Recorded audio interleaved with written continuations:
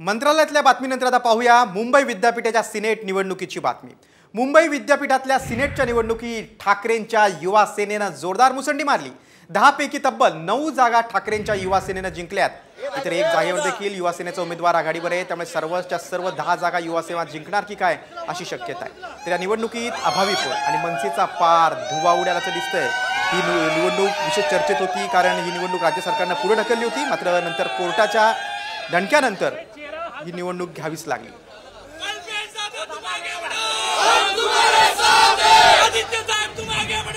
सेनेटचे निकाल आपण पाहताय आणि सेनेटचे निकाल येत असताना देखील सरकारने अडथळे निर्माण करण्याचे प्रयत्न केले।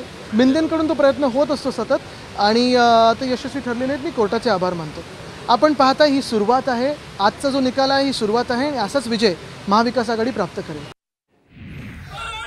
युवा सेनेच्या विजयी उमेदवारांशी आमच्या प्रतिनिधी वैदेही कानेटकर यांनी साधलेला संवाद पाहूया। आपल्यासोबत विजयी उमेदवार आहेत शीतल, पहिल्यांदा अभिनंदन। आणि खूप मोठ्या खरं तर अडथळ्यानंतर ही निवडणूक झाली मुळात 1.5 वर्षानंतर, आणि या 1.5 वर्षामध्ये अनेक वेळा तुम्हाला कोर्टात जावं लागलं, अनेक गोष्टींना सामोरं जावं लागलं। कसा होता एकूणच हा अनुभव आणि आजची निवडणूक आणि आजचा विजय? अनुभव म्हणाल तर माणूस प्रत्येक टप्प्यात शिकत असतो।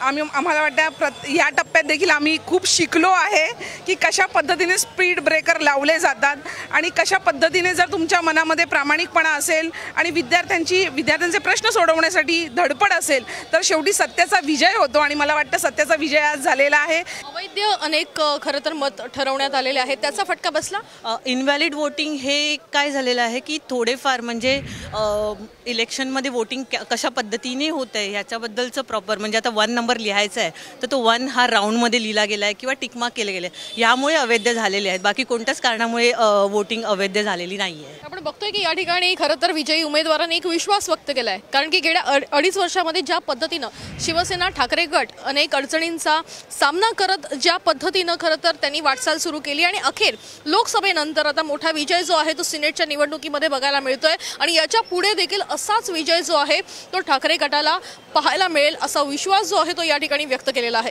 कॅमेरा पर्सन नितीनसह वैदेही काणेकर, साम टीव्ही न्यूज, मुंबई।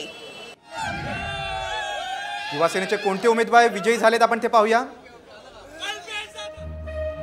बघा, सिनेटमध्ये ठाकरेंचाच आवाज घुमलाय। महिला प्रवर्गामध्ये स्नेहा गवळी,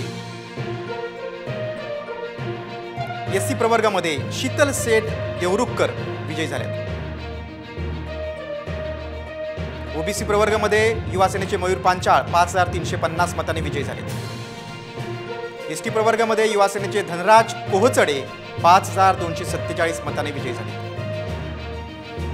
एनटी प्रवर्गामध्ये युवा सेनेचे शशिकांत झोरे 5170 मतांनी विजयी झाले।